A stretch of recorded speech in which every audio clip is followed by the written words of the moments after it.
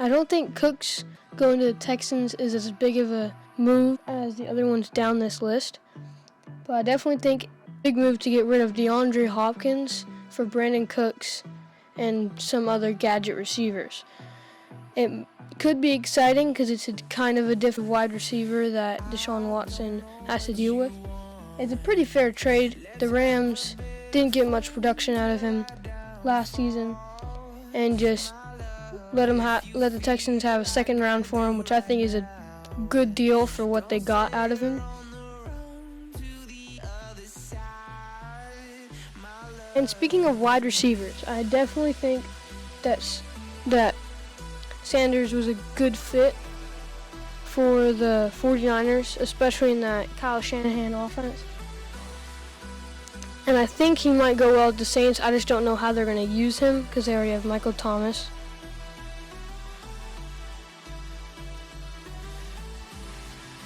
And now to the one that excites me the most because I'm a Philly fan. The trade Foles to the Bears. It's a bit of a confusing one. We don't know why they picked him still. At least I don't know. I didn't go really in depth into this one because, yeah. But I don't know if it's kind of a controversy. Are they going to sit Trubisky and let Foles take the lead, or just let Foles be like a mentor? I have no idea what they really are thinking.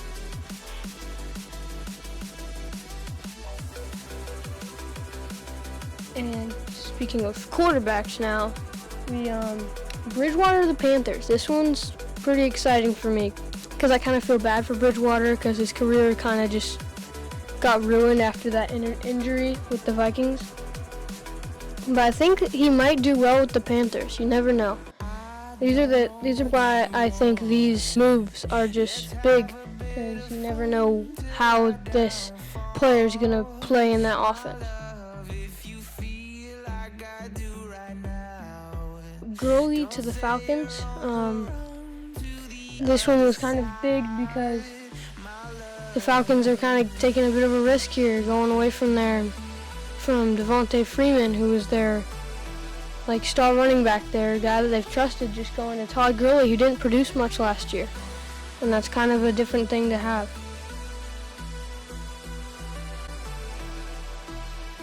And the next running back is Melvin Gordon to the Broncos. I think this is going to be really exciting. This is where we're getting into more exciting ones.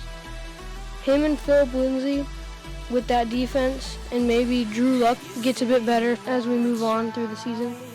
I think they could get a good record. I'm not going to go as far to say the playoffs, but I think they could do well.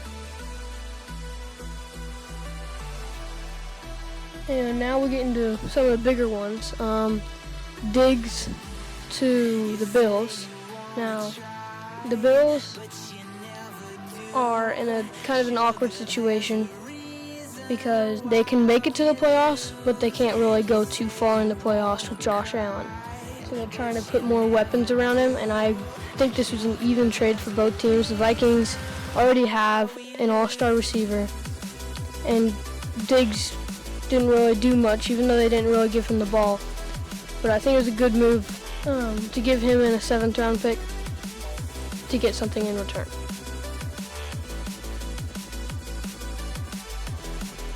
And next, into our top 3, we have DeAndre Hopkins to the Cardinals. Now, I live in Arizona, and I'm kind of on the Cardinals side of things. And I think this could be a big one next season.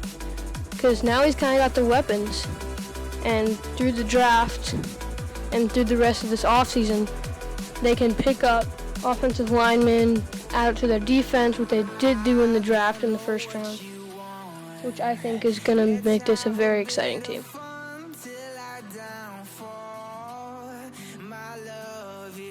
Okay, Gronk to the Bucks. Rob Gronkowski is an amazing tight end. I'm not going to lie about that. I figured out how it all worked. He's going to get traded, but then retired because he didn't want to go anywhere without Brady, and now he came back out of retirement to be with Brady. But why would you trade what you traded? A 7th round and a 4th round? That doesn't match with Gronkowski on one end. It's going to be crazy next season, I can tell you that. Now, number 1, Tom Brady to the Buccaneers as well, with Gronk, with Mike Evans, with Chris Godwin. This is going to be insane. They also have a star-studded defense. They've already picked up some offensive linemen in the draft. But with Tom Brady, you never know.